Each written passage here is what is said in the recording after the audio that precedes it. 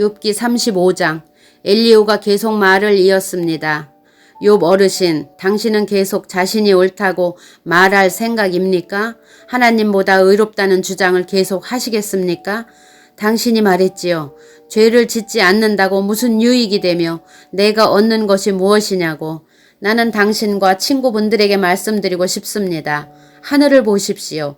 당신 위에 높이 떠 있는 저 구름을 바라보십시오. 당신이 죄를 지은 것이 하나님께 무슨 영향이 있습니까? 당신의 죄가 많다고 해서 그분께 무슨 해가 있을까요? 당신이 의롭다 하더라도 그것이 그분에게 무슨 유익이 되나요? 그분이 당신 손에서 무엇을 받기나 하십니까? 당신의 죄는 당신 같은 사람에게나 영향을 주고 당신의 의로운 삶도 사람에게나 유익한 것이겠지요. 사람들은 학대를 받으면 부르짖으며 벗어나려고 애원합니다. 그렇지만 이렇게 말하는 사람은 드물지요. 나를 만드신 하나님은 어디 계십니까? 밤중에 노래를 부르게 하시는 그분은 어디 계십니까? 그분은 우리가 짐승보다 낫도록 가르치시고 공중의 새보다 지혜롭게 만드시는 하나님이십니다. 저들이 부르짖음에 하나님께서 대답하지 아니하시는 것은 악인들의 교만한 자세 때문입니다.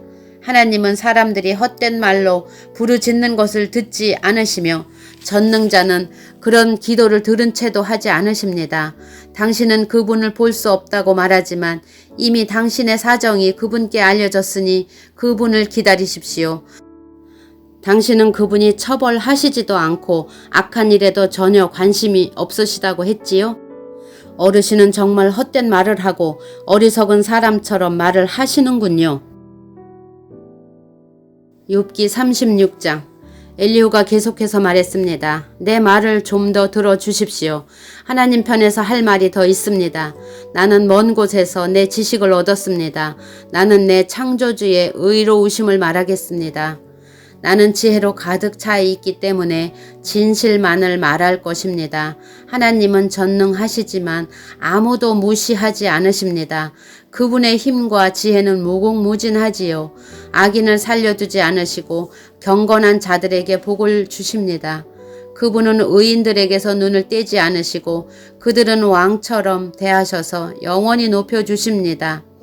때로는 사람들을 사슬로 묶으시고 고난도 당하게 하십니다. 그렇게 해서 저들이 한 일을 보이시는데 곧 자기들이 잘난 체 하며 지은 죄를 알게 하시지요. 그리고 그분은 사람의 귀를 열어서 훈계하시고 악한 일들을 회개하라고 경고하십니다.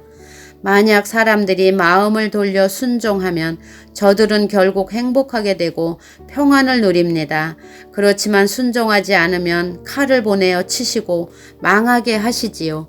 경건하지 못한 자들은 마음의 원망을 품고 그분이 벌을 내리실 때에도 도와주세요 라고 기도하지 않습니다.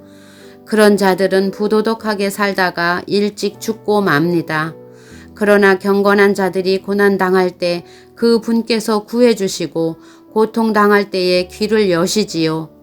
그분은 당신을 위험에서 끌어내어 평안의 자리로 인도해 주셨고 기름진 음식으로 늘 채워주셨습니다. 그렇지만 이제 당신은 악인이 받아야 할 그 심판을 받고 있지 않습니까? 당신은 공의로운 심판을 받고 있는 중입니다. 당신이 화난다고 조소할까 두렵군요. 많은 뇌물 때문에 곁길로 가지 마십시오. 당신의 재물을 다 허비하더라도 그 고난에서 벗어날 길이 없을 것입니다. 당신은 사람들이 자기 집에서 죽어가는 그 밤을 기다리지 마십시오. 더 이상 죄를 짓지 마십시오.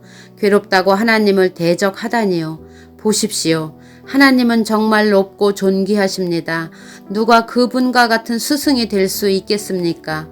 누가 그분의 길을 정하셨습니까? 누가 감히 그분에게 당신은 이것을 잘못했습니다 라고 말할 수 있겠습니까? 하나님의 하신 일을 두고 모두들 찬송합니다. 그러니 당신도 그분께서 하신 일을 찬송하세요. 그 일을 보지 못한 사람은 없습니다.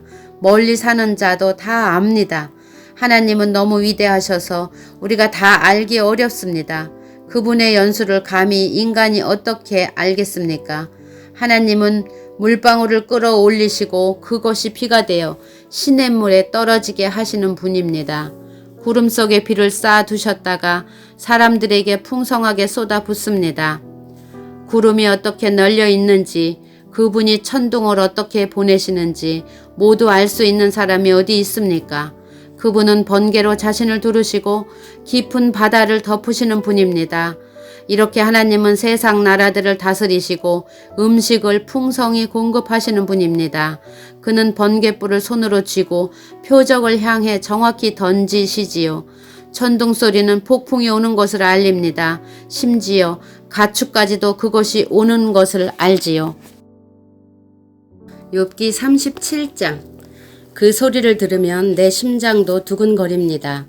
그분 입에서 나오는 천둥 소리를 잘 들어보세요. 온 천지에 번개를 보내어 땅 끝까지 환하게 하시고 그 후에 천둥 소리는 오르렁거리고 그분의 위엄 있는 목소리가 우렁차게 울려 퍼집니다. 그분의 음성은 사그라들지 않습니다. 하나님의 천둥 소리는 정말 놀랍습니다. 사람이 이해 못할 엄청난 일들을 하십니다.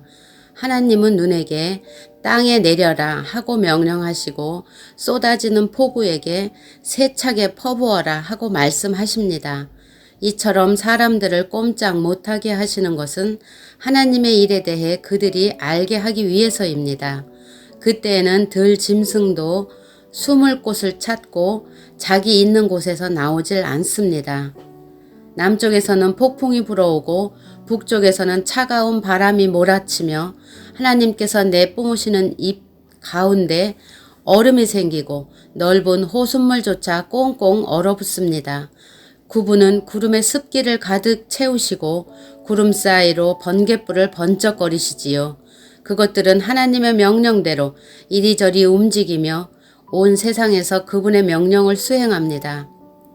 그분은 사람을 벌하실 때나 땅에 비를 내리실 때, 징계하실 때나 사람들에게 사랑을 보이실 때 구름을 사용하십니다.